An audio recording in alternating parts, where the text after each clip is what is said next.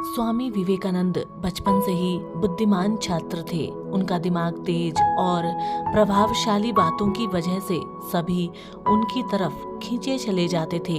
एक दिन स्कूल में भी स्वामी विवेकानंद अपने दोस्तों से बातें कर रहे थे। बातों ही बातों में स्वामी जी उन सब को एक कहानी सुनाने लगे। उनके दोस्तों को कहानी अच्छी लग रही थी, इसलिए सभी ध्यान से सुन रहे थे। विवेकानंद कहानी सुनाने में और उनके दोस्त कहानी सुनने में इतने मग्न हो गए कि किसी को पता ही नहीं चला कि कब मास्टर जी क्लास में आ गए। मास्टर जी ने क्लास में आते ही बच्चों को पढ़ाना शुरू किया। आगे बैठे बच्चे उन्हें ध्यान से सुन रहे थे कि कुछ ही देर में मास्टर जी के कानों तक विवेकानंद की हल्की आवाज पहुंची। उन्होंने ऊंची आवाज में पूछा कि कक्षा में कौन बातें कर रहा है। वहां मौजूद अन्य छात्रों ने विवेकानंद और उनके दोस्तों की ओर इशारा कर दिया। यह जानकर टीचर को गुस्सा आया। उन्होंने उन सभी को अपने पास बुलाया और पूछा कि मैं अभी क्या पढ़ा रहा था। कुछ सेकंड तक किसी ने कोई जवाब नहीं दिया।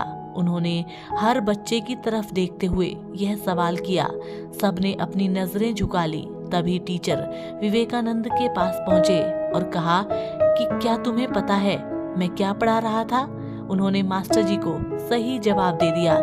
तब टीचर को लगा कि इन सब बच्चों में सिर्फ विवेकानंद ही ध्यान से पढ़ रहे थे, दूसरे बच्चे नहीं। यह सोचते ही मास्टर जी ने स्वामी जी के अलावा अन्य सभी छात्रों को अपने अपने बेंच पर खड़ा होने की सजा दी। सभी ने टीचर की बात मान ली और बेंच पर खड़े हो गए। कुछ देर में ही स्वामी विवेकानंद भी अपनी सीट पर जाकर बेंच पे खड़े हो गए।